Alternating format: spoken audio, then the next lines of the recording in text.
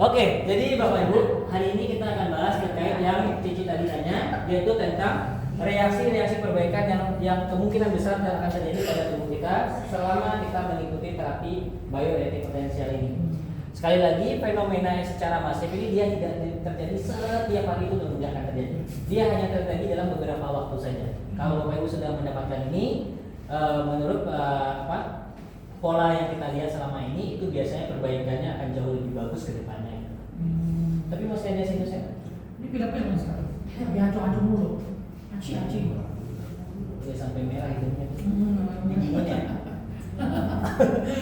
Oke, seperti tanda-tanda awal yang sering kita rasakan seperti mengantuk, rasa letih, rasa lebih sakit, kita sudah sempat bahas ya di sini ya terkait hal ini. Dan sekarang kita akan bahas tentang fenomena-fenomena yang kemungkinan terjadi di kedepan hari dan kemudian harinya. Pertama, tadi kita bahas tentang fenomena detoksifikasi secara masif. Nah, jadi Bapak Ibu, misalkan kita ngeludah nih, sebetulnya ludah kita itu detox juga nggak kira-kira? Menurut Bapak Ibu, kita ngeludah nih, ini detox juga nggak yang kita buang? Kira-kira? Detox ya. Kalau saya cium deh, wangi nggak?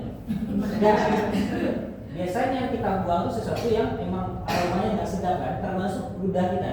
Kita ngeludah itu sebenarnya kita juga membuang detox. Jadi detox itu banyak sekali pilihannya. Dari ludah, air mata juga bisa, ingus juga bisa. Dari mana lagi, dari keringat juga bisa. BAB, dari kencing, atau mungkin dari gatal-gatal atau bintik-bintik yang muncul, itu semuanya detox. Cuman berbeda saja detoxnya gitu.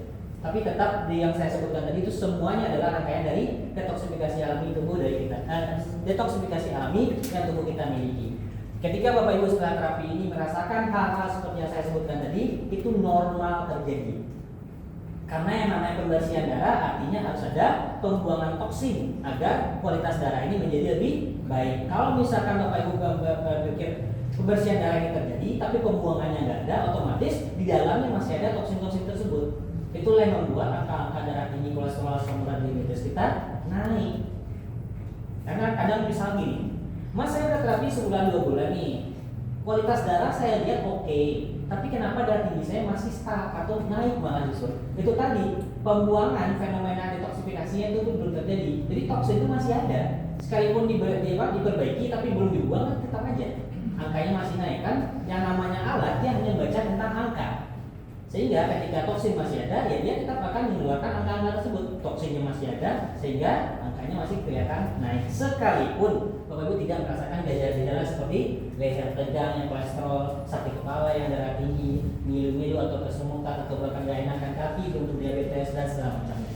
Jadi intinya adalah terapi 2 bulan dan 3 bulan itu untuk memastikan kualitas darahnya dulu. Untuk diabetes yang lain itu angka-angka itu turun, itu balik lagi fenomena detoxnya udah ada atau belum, ya. Jadi detoksifikasi ini sangat benar-benar kita butuhkan lah setelah rutin terapi di sini. Lalu yang kedua, ada juga fenomena regenerasi sel secara masif.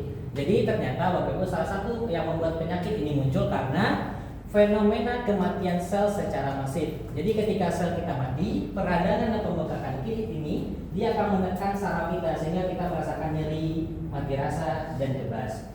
Nah, untuk pemulihan tersebut biasanya Bapak Ibu kita menggunakan yang namanya obat sebagai alternatif pertama. Nah, jadi kerja obat ini salah satunya ya. Kerja obat ini dia membantu dalam bahasanya gimana ya? Intinya penyakit itu masih ada. Cuman dari obat ini dia mengirimkan sinyal ke otak agar otak menangkap sinyal tersebut sebagai tanda bahwa penyakit ini sudah mulai bereda. Obatnya seperti itu.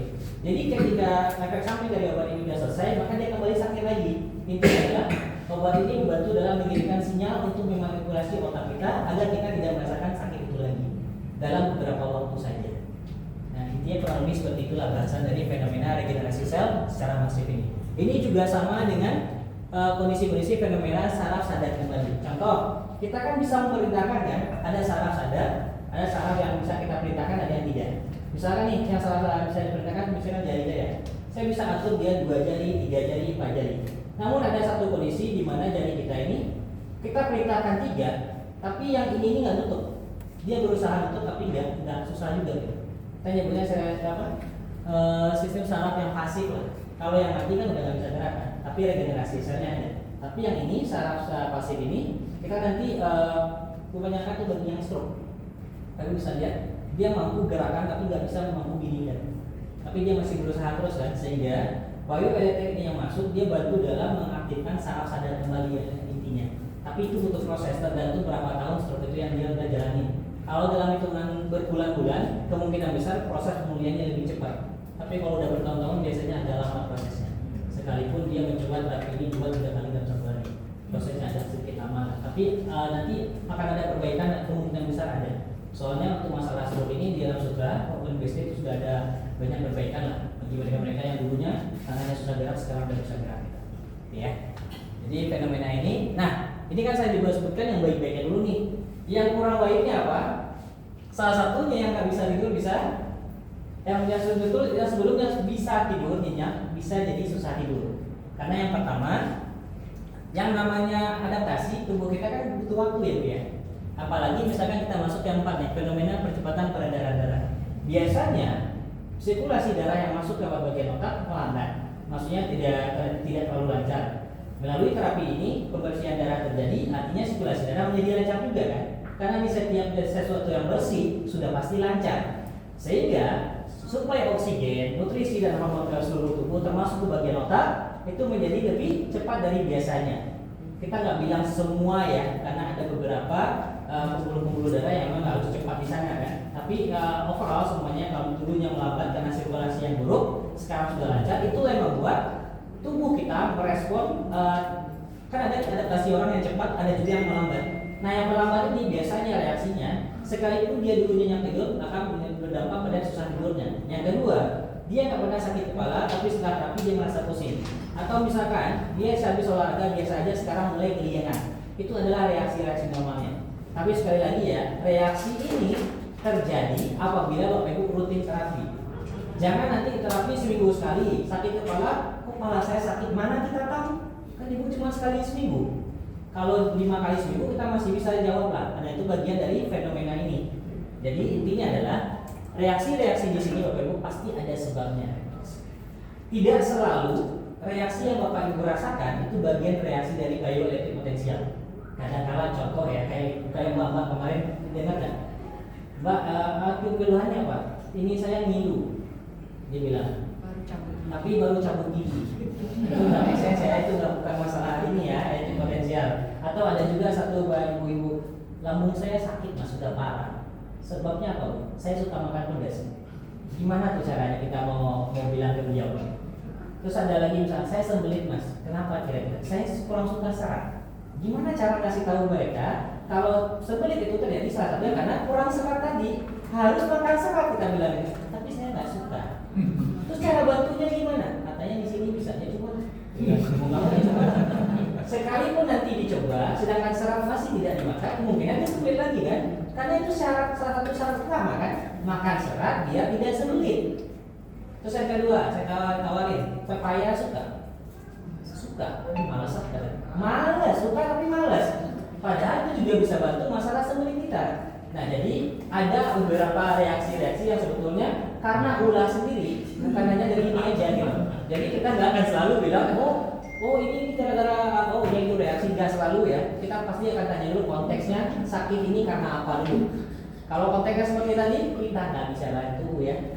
Jadi berharap aja lah alat ini bisa bantu. Karena makin hari makin ada-ada aja ya.